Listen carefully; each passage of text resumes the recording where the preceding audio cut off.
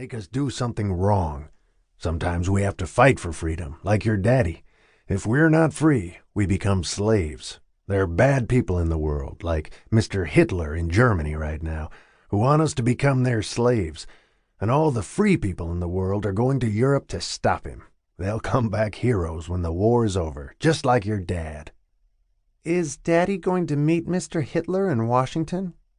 she asked with interest, and Bill McKenzie smiled. "I hope not. He's in Germany.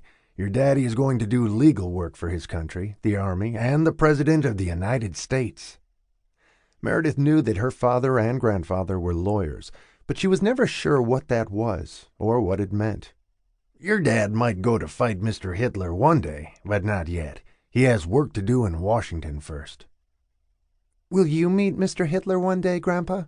she asked with interest, and he shook his head. She wondered if her grandfather was going to fight him too. He sounded like a bad person to her. "No, I won't. I was in a war a long time ago, and I went to France." He had been in the First World War once the United States got into it, and he'd been one of the lucky ones who came back.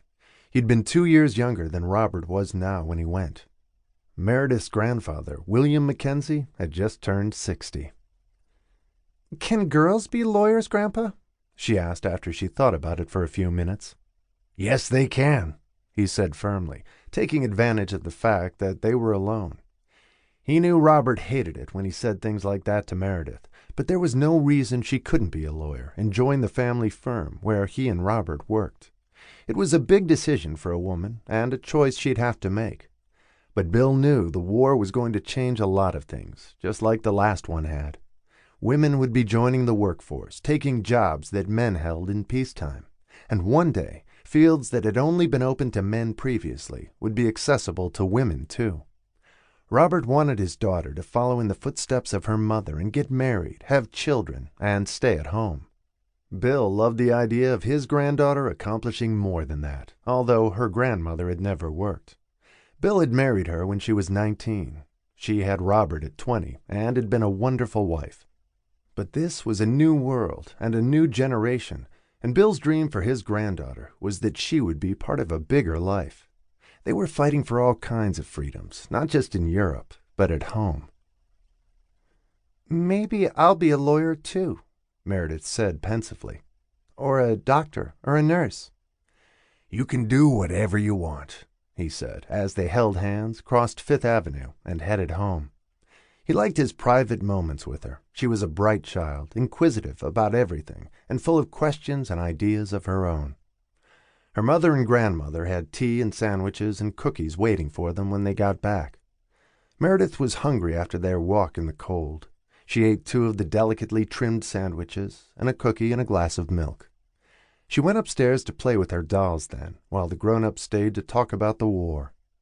Later she couldn't remember what happened after that, but she could always hear her grandfather's words echoing in her ears about freedom and telling her that she could do anything she wanted when she grew up, even be a lawyer like him and her father. It sounded just right to her. Her mother visited her father in Washington every week, but she didn't take Meredith with her. Meredith stayed with her grandparents when her mother was away, and she didn't see her father again for several months until he came home on leave. He was thrilled to see her, and he spent a lot of time talking to his father, and he was startled to realize that Meredith knew a surprising amount about the war in Europe.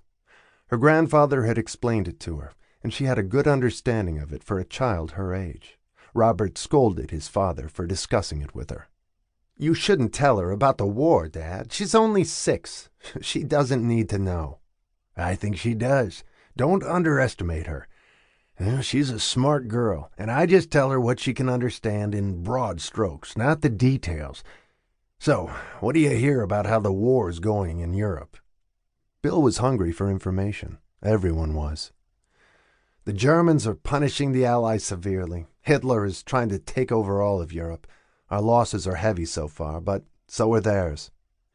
"Any word about your going overseas?"